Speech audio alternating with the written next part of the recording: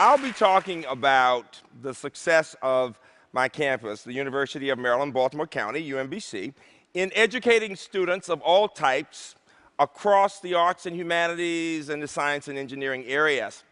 What makes our story especially important is that we have learned so much from a group of students who are typically not at the top of the academic ladder, students of color, students underrepresented in selected areas. And what makes the story especially unique is that we have learned how to help African American students, Latino students, students from low-income backgrounds to become some of the best in the world in science and engineering.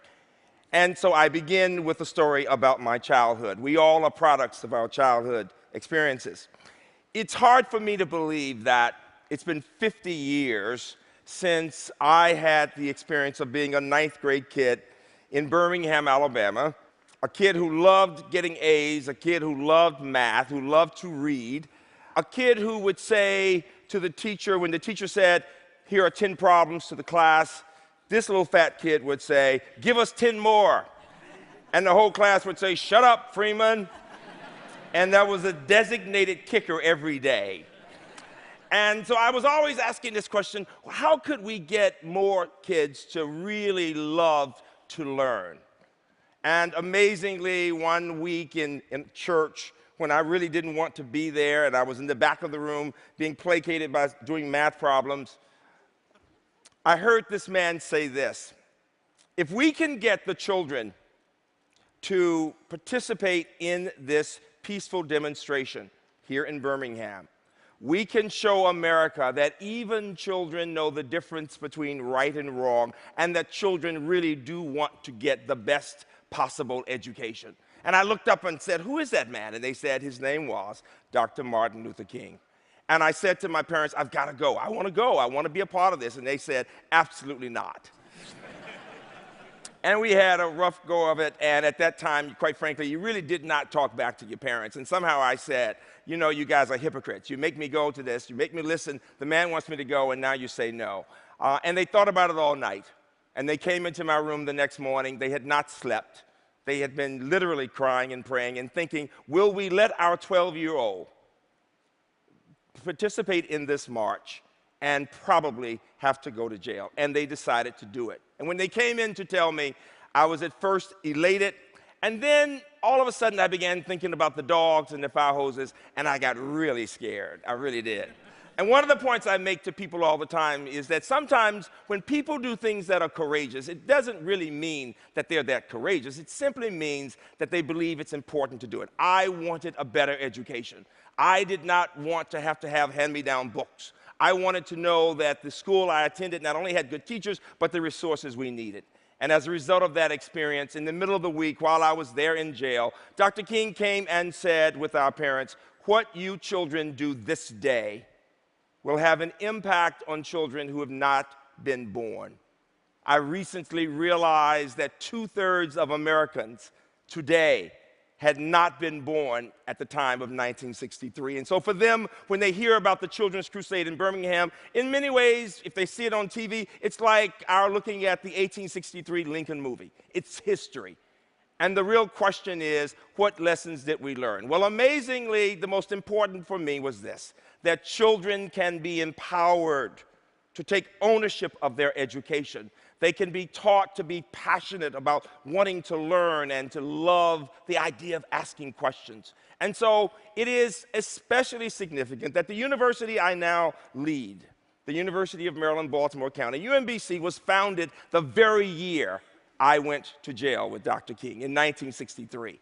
And what made that institutional founding especially important is that Maryland is the South, as you know, and quite frankly, it was the first university in our state founded at a time when students of all races could go there. And so we had black and white students and others who began to attend. And it has been for 50 years an experiment. The experiment is this: is it possible to have institutions in our country, universities, where people from all backgrounds can come and learn to work together and learn to become leaders and to support each other in that experience? Now, what is especially important about that experience for me is this. We found that we could do a lot in the arts and humanities and social sciences. And so we began to work on that years in the 60s, and we produced a number of people in law, all the way to the humanities. We produced great artists. Beckett is our muse. A lot of students who get into theater. It's great work. The problem that we faced was the same problem America continues to face, that students in the sciences and engineering, black students, were not succeeding. But when I looked at the data, what I found was that, quite frankly, students in general, large numbers, were not making it. And as a result of that, we decided to do something that would help, first of all, the group at the bottom, African American students, and then Hispanic students. And Robert and Jane Meyerhoff, philanthropists, said, we'd like to help. Robert Meyerhoff said, why is it that everything I see on TV about black boys, if it's not about basketball, is not positive?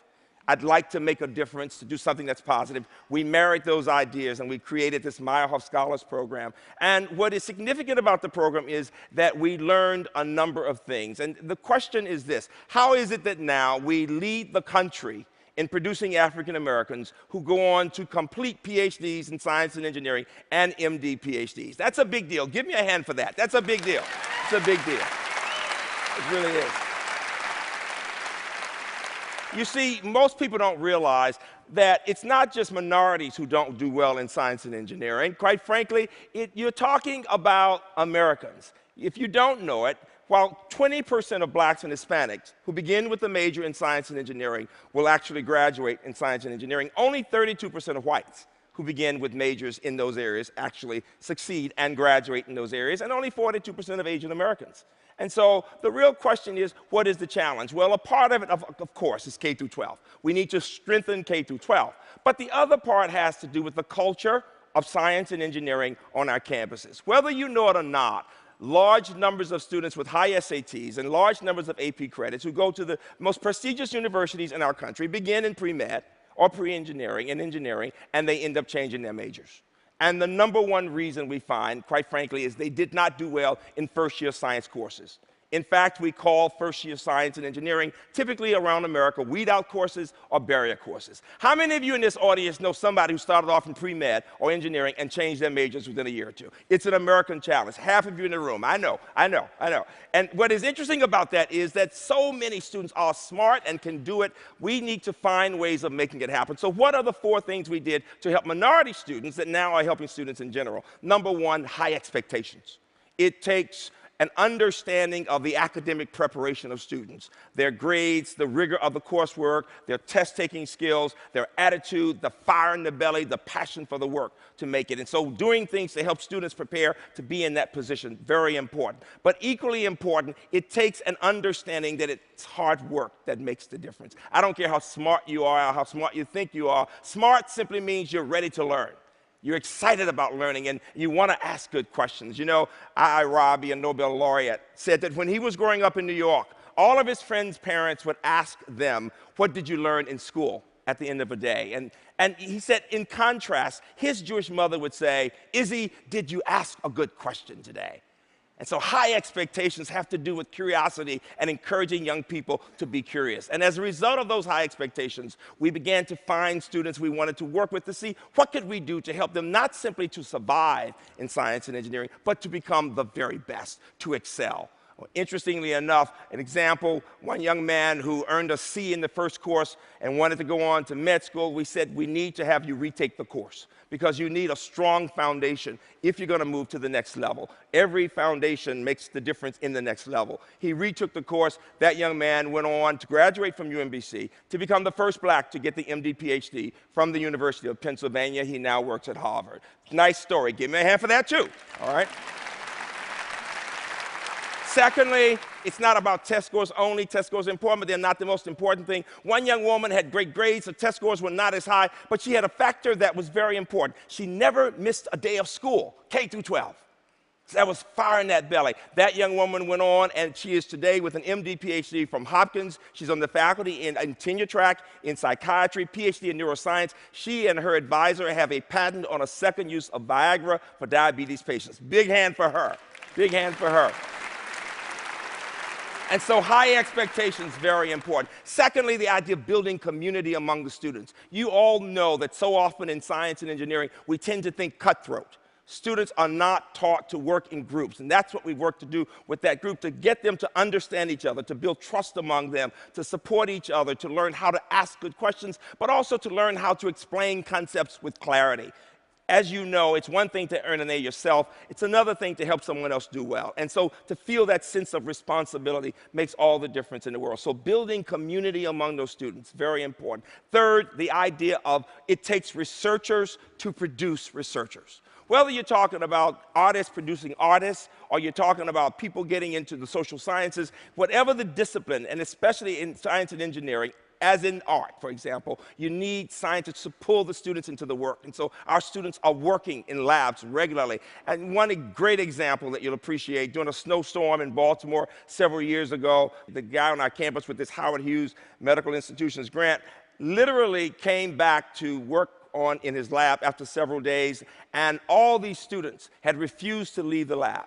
They had food, they had packed out, they were in the lab working, and they saw the work not as schoolwork, but as their lives. They knew they were working on an AIDS research. They were looking at this amazing protein design, and what was interesting was each one of them focused on that work, and he said, it doesn't get any better than that. And then finally, if you've got the community and you've got the high expectations and you've got researchers producing researchers, you have to have people who are willing as faculty to get involved with those students, even in the classroom. I'll never forget a faculty member calling the staff and saying, got this young man in class, young black guy, and it seems like he's just not excited about the work, he's not taking notes, we need to talk to him. What was significant was that the faculty member was observing every student to understand who was really involved and who was not, and was saying, let me see how I can work with them, let me get staff to help me out. It was that connecting. That young man today is actually a faculty member, MD, PhD in neuroengineering at Duke. Give him a big hand for that. And so the significance is that we have now developed this model that is helping us not only finally with evaluation, assessing what works, and what we learned was that we needed to think about redesigning courses. And so we've redesigned chemistry, we've redesigned physics, but now we are looking at redesigning humanities and social sciences because so many students are bored in class.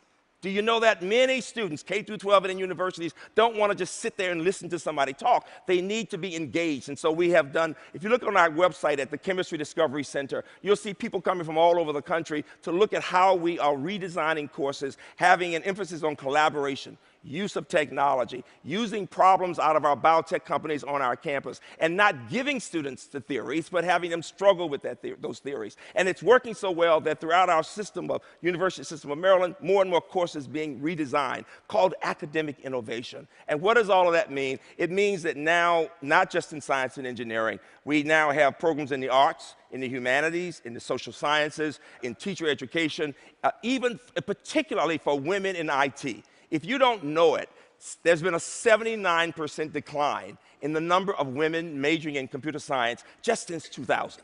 And what I'm saying is that what will make the difference will be building community among students, telling young women, young minority students, and students in general, you can do this work. And most important, giving them a chance to build that community with faculty pulling them into the work and our assessing what works and what does not work. Most important, if a student has a sense of self, it is amazing how the dreams and the values can make all the difference in the world. When I was a 12-year-old child in the jail in Birmingham, I kept thinking, I wonder what my future could be. I had no idea that it was possible for this little black boy in Birmingham to one day be president of a university that has students from 150 countries, where students are not there just to survive, where they love learning, where they enjoy being the best, where they will one day change the world. Aristotle said excellence is never an accident. It is the result of high intention, sincere effort, and intelligent execution. It represents the wisest option among many alternatives. And then he said something that gives me goosebumps. He said, choice, not chance, determines your destiny. Choice, not chance, determines your destiny. Dreams and values. Thank you all very much.